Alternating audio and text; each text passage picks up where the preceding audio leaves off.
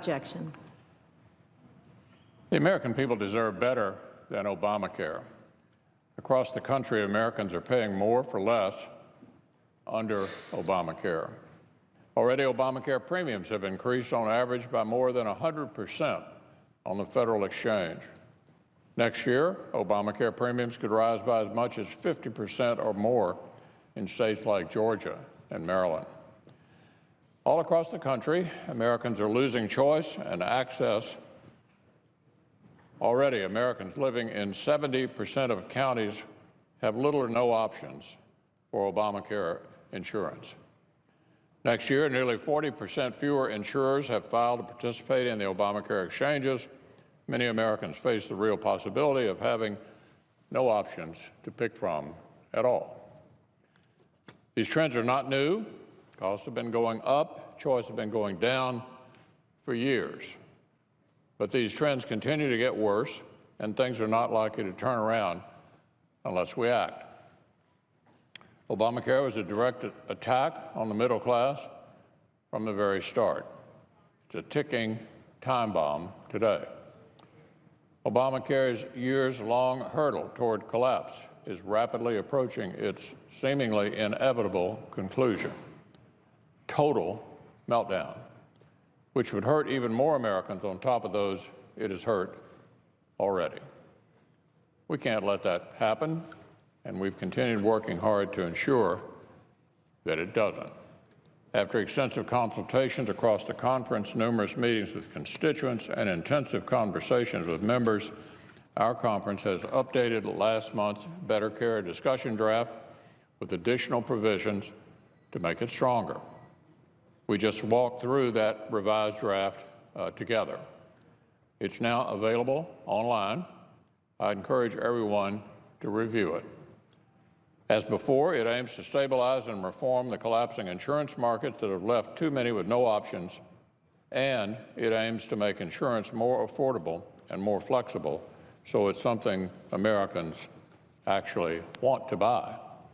For those stuck with Obamacare insurance they don't want or can't afford, we don't think they should be forced to buy it any longer. For those who buy insurance on an exchange and want to continue doing so, we want them to have lower premiums and more choices. For those tired of health care decisions being outsourced to far-off bureaucrats, we want to transfer many of those decisions back to them and to their doctors.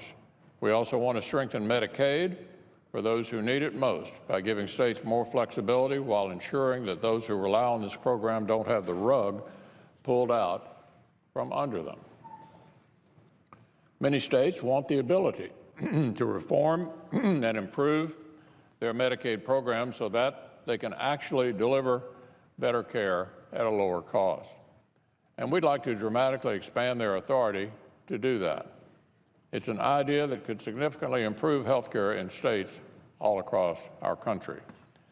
The draft we just discussed, like the one before it, addresses all of these objectives. It would again give Americans more tools for managing their own care, and this time go even further. It would again devote significant resources to the fight against the opioid crisis, and this time go even further. The revised draft improves on the previous version in a number of ways, all while retaining the fundamental goals of providing stability and improving affordability. Now, regardless, I'm sure we can expect many of the same tired and predictable attacks from the defenders of Obamacare's failed status quo. It hardly matters what the draft says. They would launch the same kinds of attacks anyway. I would remind colleagues this is the same crowd that said Obamacare would lower costs. They pledged it would increase choice, and they said it would promoted the infamous broken promise, if you like your plan, you can keep your plan. They were wrong before, they're wrong again today. Moreover, serious Obamacare solutions from Democrats are hard to find these days. What we've heard recently essentially boils down to this. One, apply a multi-billion-dollar Band-Aid, no reforms, no changes, just billions more for insurers. That's the game plan of the folks on the other side. Number two, quadruple down on Obamacare, pass a massive expansion of a failed idea that puts bureaucrats in control of nearly every single health care decision in the country. The total cost of that so-called single-payer idea could add up to $32 trillion, according to an estimate of a leading proposal. These are not serious solutions Americans need to solve the real problems before us. But if Democrats would like to offer these ideas, then let's open debate on the underlying legislation so they can do that. I'm sure that members will have more ideas about how we can improve this draft. The only way for anyone, Democrat, Republican, or Independent, to have that opportunity is to vote yes on opening the debate. We expect an updated projection from the Congressional Budget Office early next week. Once that's released, we'll have the opportunity to vote on the motion to proceed.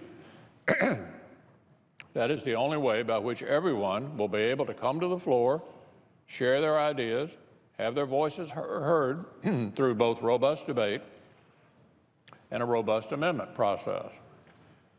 I remain disappointed that our Democratic friends made clear early on they did not want to engage in a serious bipartisan effort to solve this issue.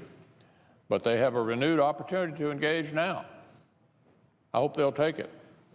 I hope every senator will vote to open debate, because that's how you change the status quo. This is our opportunity to really make a difference on health care. This is our chance to bring about changes we've been talking about since Obamacare was forced on the American people.